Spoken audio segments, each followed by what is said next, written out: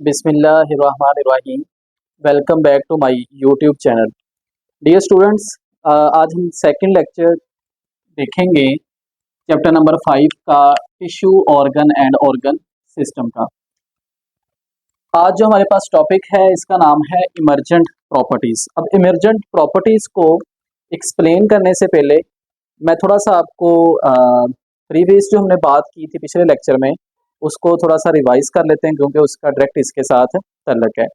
पीछे जो हमने लेवल्स ऑफ ऑर्गेनाइजेशन पढ़ा उसमें हमने कहा सेल मिलते हैं, टिश्यू बनते हैं, फिर इस तरह से टिश्यू मिलते हैं, ऑर्गन ऑर्गन मिलते हैं, ऑर्गन सिस्टम मिलेंगे तो एक ऑर्गेनिज्म बन जाएगा। ये हमारे पास डिफरेंट लेवल्स थे। अब यहाँ पर ये जितने भी लेवल्स हैं, अगर सिंपल हम किसी एक लेवल की बात करें तो वो सारे काम नहीं कर सकता। कुछ हर लेवल अपने अपने हिस्से का काम कर रहा होता है। तो अगर इन लेवल्स को इकट्ठा मिला के या दो लेवल्स को इकट्ठा करके हम जो चीज़ बनाएंगे तो वो थोड़ा सा हमारे पास लेवल जो है वो अपग्रेड हो जाएगा या वो बेहतर तरीके से काम कर सकेगा। इसको थोड़ा सा ज़हन में रखते हुए आपने समझना है कि इमर्जेंट प्रॉपर्टीज़ क्या होती हैं। इसको आप इस तरह से भी कह सकते हैं कि हम किसी दो चीज़ों को आपस में क्या कर देंगे, मर्ज कर देंगे, और उन दोनों की जो प्रॉपर्टीज़ हैं वो मिलकर ओवरऑल किसी एक चीज़ की ही क्या बन जाएंगी, प्रॉपर्टीज़ बन जाएंगी। डेफिनेशन है abilities that are present in higher level of organisation. जो भी हमारे पास लेवल्स ऑफ ऑर्गेनाइजेशन हैं इसमें जो सबसे जैसे जैसे हम बड़े लेवल्स की तरफ जाते हैं तो उसकी जो एबिलिटी है काम करने की वो भी बेहतर होती जाती है, but are not possible from the individual. अगर सिर्फ हम एक सिंगल की बात करेंगे तो उसका काम या उसकी जो आप कह लें काम करने की कैपेसिटी है वो क्या होगी, कम होगी। अगर हम ज़रा बड़े लेवल के ऊपर चले जाएंगे तो वही काम जो है वो ज़्यादा बेहतर तरीके से हो सकता है। कुछ इसकी हम एग्जांपल्स देखते हैं किस तरह से। सबसे पहले ही हमारे पास जो एग्जांपल है वो ये है कि ऑर्गेनेलीज जब मिलती हैं तो ये मिलकर क्या बनाती हैं, सेल बनाते हैं। तो ऑर्गेनेलीज क्या है, हम कहते हैं कि it is specific for specific function. तो ये स्पेसिफिक होती है for different types of function. मतलब हर ऑर्गेनेलीज ने एक स्पेसिफिक काम करना होता है। जैसे हम पीछे डिफरेंट ऑर्गेनेलीज को हमने पढ़ा था। अब ये ऑर्गेनेलीज मिलेंगे और मिलकर क्या बना देंगी, सेल। और जो सेल है ये हमारे पास एज कंपेयर टू ऑर्गेनेली के ये कम्प्लेक्स स्ट्रक्चर है। तो अगर हम सेल लेवल के ऊपर बात करते हैं तो इसमें डिफरेंट ऑर्गेनेलीज हैं।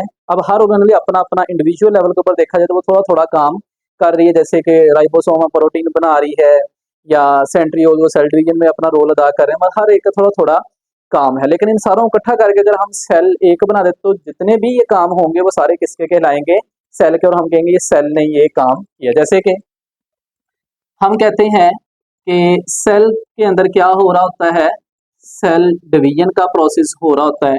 फिर इसी तरह से सेल क्या कर रहा होता है, प्रोटीन सिंथेसिस कर रहा होता है। और सेल क्या कर रहा होता है, एनर्जी की प्रोडक्शन भी कर रहा होता है। अगर इनको अकेले अकेले देखा जाए, जैसे हम कहते हैं ये सेल डिवीजन जो है ये सेंट्रियोल की मदद से हो रही होती है, और प्रोटीन सिंथेसिस ये राइबोसोम बना रहे होते हैं, एनर्जी प्रोडक्शन जो है ये माइटोकॉन्ड्रिया कर रहा होता है।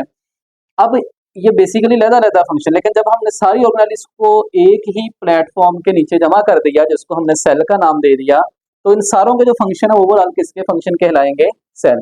और क्या इतने सारे ये जो काम हैं सिर्फ एक ऑर्गेनेली कर सकती है, नहीं कर सकती।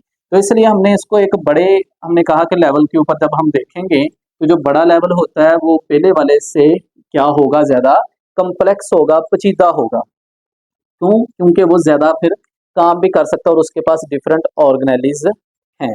अच्छा, फिर इसी तरह से हमारे पास एक और एग्जांपल है।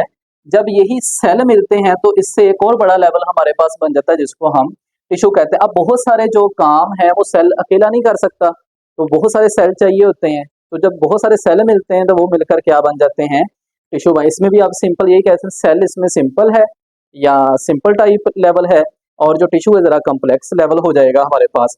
जैसे कि हम कहते हैं जब मसल सेल आपस में मिलते हैं तो मसल सेल्स के मिलने से हमारे पास क्या बन जाएगा, मसल टिश्यूज बन जाएंगे।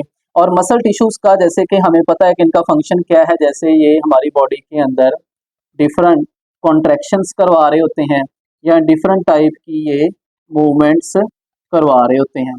तो अगर हम सिर्फ कहें कि जो मसल सेल्स हैं ये काम करेंगे, जबकि ये मसल टिश्यू ये सारे काम कर रहा होता है, तो ये ज़्यादा बेहतर तरीके से अपना काम परफॉर्म करेगा एज कम्पेयर टू सिर्फ सेल के। फिर नेक्स्ट तीसरी जो हमारे पास एग्जांपल है वो टिश्यू से ऑर्गन है, फ्रॉम टिश्यू टू ऑर्गन। जब टिश्यू से ऑर्गन बनते हैं तो एक जो ऑर्गन बनता है वो काफ़ी सारे टिश्यू से मिलकर बन रहा होता है। जैसे हमारे पास एग्जांपल है हार्ट की। अब जो हार्ट है इसका काम क्या है? ब्लड को पंप करना। अब ये जो ब्लड को पंप करना क्या इतना ही आसान है? तो इसके अंदर बहुत सारे टिश्यूज इसके साथ मिलकर काम कर रहे होते हैं। जैसे कि इसके अंदर कौन कौन से टिश्यूज काम कर रहे होते हैं? मसल टिश्यू इसके अंदर काम कर रहा होता है, हार्ट जो है मसल से मिलकर बना होता है। फिर इसमें जो है कनेक्टिव टिश्यू इसके पास होते हैं जो कि इसकी बॉडी को बना रहे होते हैं, हार्ट की बॉडी को। फिर इसी तरह से इसके पास और भी डिफरेंट तरह के टिश्यूज होते हैं, जैसे कि आ जाएगा एपिथेलियल टिश्यू जो इसकी टिश्यू की अंदर वाली साइड या आप कह लेंगे लाइनिंग को बना रहे होते हैं। तो ये सारे टिश्यूज मिलकर जो भी काम करेंगे बेसिकली वो किसका काम है? हार्ट का काम है। और इस तरह से हार्ट की जो वर्किंग कैपेसिटी वो क्या हो जाएगी? ज़्यादा हो जाएगी, क्योंकि काफ़ी सारे टिश्यूज क्या हो गए हैं उसके अंदर मर्ज हो गए हैं, जिससे ये जो ऑर्गन है इसकी काम करने की सलाहियत बेहतर हो गई है। फिर नेक्स्ट हमारे पास 4 एग्जांपल है, ऑर्गन्स मिलते हैं तो ये मिलकर ऑर्गन सिस्टम बनाते हैं। जैसे कि हमारे पास एग्जांपल यहाँ पे है डाइजेस्टिव सिस्टम की। तो डाइजेस्टिव सिस्टम का अगर हम काम देखें तो पहला काम तो इसका ये होता है कि इसने क्या करवाना है? डाइजेशन का प्रोसेस करवाना है। और फिर दूसरा इसका काम क्या होगा? दूसरा इसका फंक्शन ये होता है इसने अब्जॉर्प्शन भी करवानी होती है। तो ये जो दोनों इसके फंक्शंस हैं ये ये किस तरह से परफॉर्म कर रहा होता था ये, या इसको हम ये कह लें कि ये जो डाइजेस्टिव सिस्टम है ये काम परफॉर्म करने में कौन कौन से ऑर्गन इसकी हेल्प कर रहे होते हैं। तो उसमें सबसे पहले देखें, जैसे हम खाना खाते हैं तो सबसे पहले किधर जाएगा? माउथ में। तो इसमें जो पहला ऑर्गन इसमें काम कर रहा है वो माउथ। माउथ से आगे जो फूड है वो किधर चली जाएगी? इसोफेगस के अंदर चली जाएगी। तो ये आपके पास इससे नेक्स्ट ऑर्गन आ गया। फिर इसोफेगस से जो खुराक है वो आगे फर्दर कहाँ जाएगी? हमारे स्टमक में चली जाती है, ये भी एक ऑर्गन है। स्टमक से फर्दर अगले कौन से ऑर्गन के पास जाएगी? ये हमारे स्मॉल इंटेस्टाइन के पास जाएगी, और स्मॉल इंटेस्टाइन से होते हुए फिर लार्ज इंटेस्टाइन। तो इसको ओवरऑल हम एक ही नाम देते हैं, इंटेस्टाइन्स। तो इंटेस्टाइन से बाद जो है एंड के ऊपर जो खुराक है वो कहाँ पर पहुंचेगी? लिवर के पास। तो लिवर इसकी डिटॉक्सिफिकेशन करेगा और जो चीज़ें नहीं चाहिए उनको बॉडी से रिमूव कर देगा। अब ये जो सारा सिस्टम, ये इतने सारे ऑर्गन्स ने मिलकर जो सिस्टम एक बनाया जिसको हम डाइजेस्टिव सिस्टम कहते हैं, क्या ये सारे के सारे काम टोटल एंड तक वो एक ऑर्गन कर सकता है? नहीं कर सकता। तो ये सारे मिलेंगे तो मिलकर एक सिस्टम बन जाता है और सारों का काम एक ही हो जाता है और वो ज़्यादा इम्पैक्टफुल होता है। फिर इसी तरह से नेक्स्ट हमारे पास एग्जाम्पल है, ऑर्गन सिस्टम जब मिलते हैं तो ये क्या बनाएंगे? ऑर्गेनिजम्स बनाते हैं। और जो भी ऑर्गेनिज्म काम करेगा वो बेसिकली ऑर्गन सिस्टम अलग-अलग परफॉर्म कर रहे होते हैं, लेकिन वो अलग-अलग मिलकर जब इकट्ठे उनको किया जाएगा तो वो क्या बन जाएगा? एक कॉम्प्लेक्स सिस्टम बन जाएगा, या आप कहें कि ऑर्गेनिज्म का वो फंक्शन या काम कहलाएगा। जैसे कि क्या कोई ऑर्गन सिस्टम जो है वो अकेला कॉन्शियसनेस कर सकता है या कॉन्शियसनेस को कंट्रोल कर सकता है? तो इसमें और भी बहुत सारे सिस्टम काम कर रहे होते हैं बॉडी के अंदर जो कि इस काम करवाने में हेल्प कर रहे होते हैं। फिर इसी तरह से हम थिंकिंग करते हैं, या ऑर्गेनिज्म क्या करता है? थिंकिंग। तो थिंकिंग में सिर्फ हमारा ये नहीं है कि सिर्फ ब्रेन काम कर रहा होता है, उसमें और भी हमारी बॉडी के जो हिस्से हैं वो भी काम कर रहे होते हैं।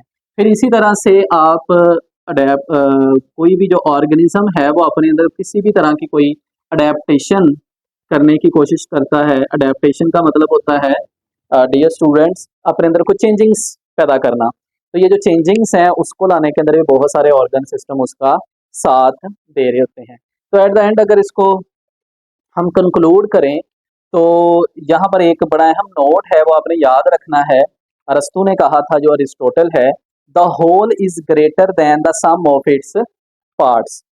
जो होल है, जो सारों का जमा होता है, वो हमेशा ही ज़्यादा होता है। जैसे आपने एक बात सुनी होगी, अक्सर हम वो बोलते मुहावरा है कि एक एक होता है और एक 11 होते हैं। मतलब एक बंदा एक काम करेगा, लेकिन अगर 2 हो जाएँ तो वो 11 जितना काम कर सकते हैं। मतलब ज़्यादा काम आप कर सकते हो और बेहतर तरीके से कर सकते हैं। आई होप कि डियर स्टूडेंट्स आपको आज के टॉपिक की समझ आई होगी। नेक्स्ट टॉपिक में मिलते हैं नई वीडियो के साथ। तब तक के लिए थैंक यू एंड अल्लाह हाफ़िज़।